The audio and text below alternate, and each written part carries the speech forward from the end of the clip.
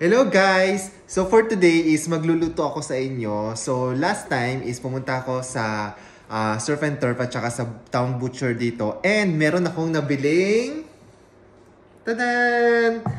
Tomahawk steak, ribeye steak. So yan, lulutuin natin to ngayon. So first time kong lulutuin ito ng reverse seared style. So sana maging successful.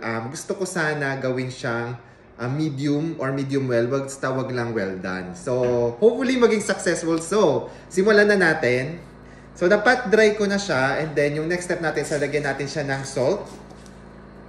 Actually, kinakabahan ako kasi first time ko siyang gagawin. So, generous amount of salt. Lagay natin yan. And then, sa kabilang side. Ayan, maraming salt. Tapos, lagyan natin ng pepper.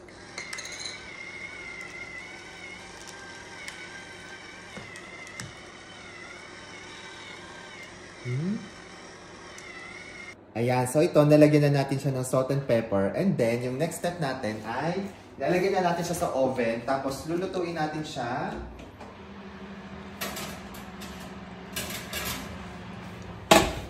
Ayan. Lulutuin natin siya ng 30 to 40 minutes. So, ito guys, yung itsura niya after 30 minutes. So, naghintay pa ako ng mga 10 minutes dyan. And then, after 40 minutes yan, ito na yung itsura niya. Yung next step natin is lulutuin na natin siya sa steel pan. So sa kawali, maglagay lang ng oil and then kapag uminit na yan, pwede nang ilagay yung steak and then lulutuin natin each side ng 2 minutes. Since lampas yung buto sa may pan, so yan, pinipress-press ko siya para maluto. And then after a while, binaliktad ko na siya and then lulutuin ko naman yung next side ng 2 minutes ulit. After 2 minutes, yung sides naman ang aking niluto. Ito mabilis lang. Mga 30 seconds each side siguro.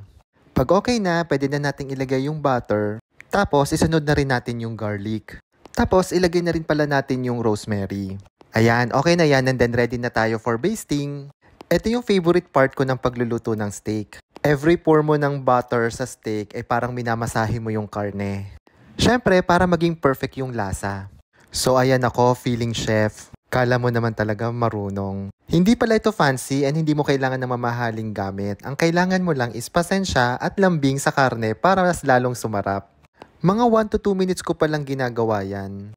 Ayan, ang okay na siya is tatanggalin na natin siya and yung next step naman is resting. Sobrang mahalaga ng step na to na wag mo munang hihiwain. Hayaan muna nating manuot yung katas ng mga around 5 to 10 minutes. Tapos pwede na yan. So ayan guys, nakapag-rest na siya and moment of truth, hihiwain na natin siya and tingnan natin kung ano yung kakalabasan. Hoping ako for medium or medium well, so let's see.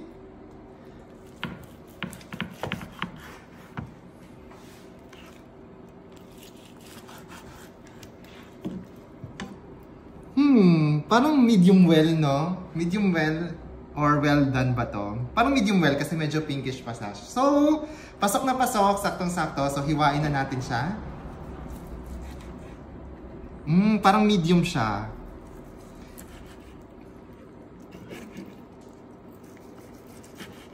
Ayan guys, so titikman na natin. And gumawa pala ako nitong mashed potato at saka roasted carrots. So, ginawa ko lang din yan.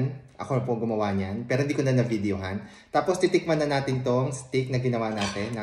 For me, very perfect siya. So, may pinkish siya and medyo medium well talaga siya. Na parang may pagka-well done na. Pero okay lang. So, tikman na po natin.